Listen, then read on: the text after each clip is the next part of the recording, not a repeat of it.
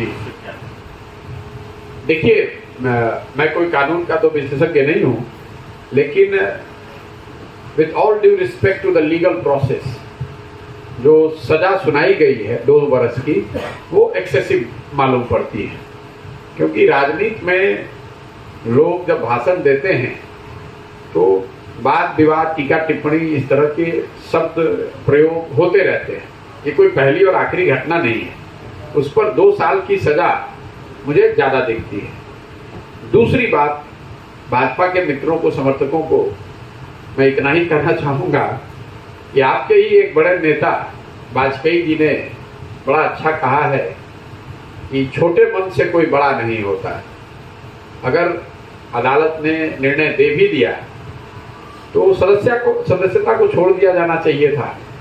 उनको कम से कम इतना अवसर दिया जाना चाहिए था कि वो ऊपरी अदालतों में जाकर इस निर्णय को चुनौती दे। अगर वहां से भी नहीं होता तो अपने आप सदस्यता खत्म हो जाती है। कुछ लोग ये भी कह सकते हैं कि भाई हम लोगों ने नहीं सदस्यता खत्म की, तो कानून है। लेकिन फिर वही बात मैं दोहराऊंगा, आज सरकार में है, आपको मन बड़ा रखना चाहिए। छोटे मन से बड़े नहीं बन सकते हैं, और ये बात मैं नहीं, आदरणीय वाजपेयी जी ने कहा है। और तीसरी बात, कांग्रेस के लिए ये कहूंगा कि आप दुखित हैं, आपको लगता है कि आपके साथ गलत हुआ है, वो ठीक बात है, लेकिन आप पॉलिटिकल पार्टी हैं। मेरा अपना मानना है कि कांग्रेस में ज्यादातर लोगों को आज भी इस बात का एहसास ही नहीं है, समझ ही नहीं है कि what they are up against. उनको पता ही नहीं है कि उनकी लड़ाई किस लड़ाई में वो हैं। आज भी वो समझते हैं कि दिल्ली में बैठ के ट्विटर पे ट्वीट कर देना या पार्लियामेंट तक मार्च कर देना, उससे तो राजनीतिक लड़ाई आप नहीं लड़ सकते। राजनीतिक लड़ाई तो गांव में लड़ी जाएगी, जमीन पर लड़ी जाएगी, गलियों में लड़ी जाएगी, बूथ पर लड़ा जाएगा। जब तक आप वहां पर नहीं दिखेंगे तब तक इस तरह की घटनाओं में आपके साथ ये होती रहेगी, और वो सही है या गलत है। लेकिन राजनीतिक दल के तौर पर आपको विपक्ष की भूमिका सिर्फ इतनी नहीं है कि जब आप परेशान हो तो आवाज उठाइए, इतनी नहीं है कि जब आप परेशानी में हो तो ट्विटर पर आके बोल दीजिए और ट्वीट कर दीजिए और प्रेस कॉन्फ्रेंस कर दीजिए।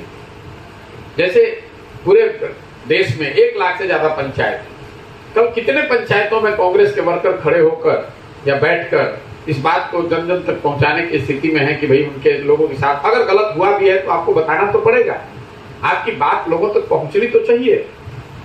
तो हम लोग बिहार में बैठे हुए हैं, मढ़ौरा में कल मैं 20 किलोमीटर चल के आया, मुझे तो कहीं कोई कांग्रेस का कोई वर्कर, कोई समर्थक ऐसा नहीं दिखा जो इस बात को लेकर जनता के बीच में हो, रोड पर हो, सड़क पर हो।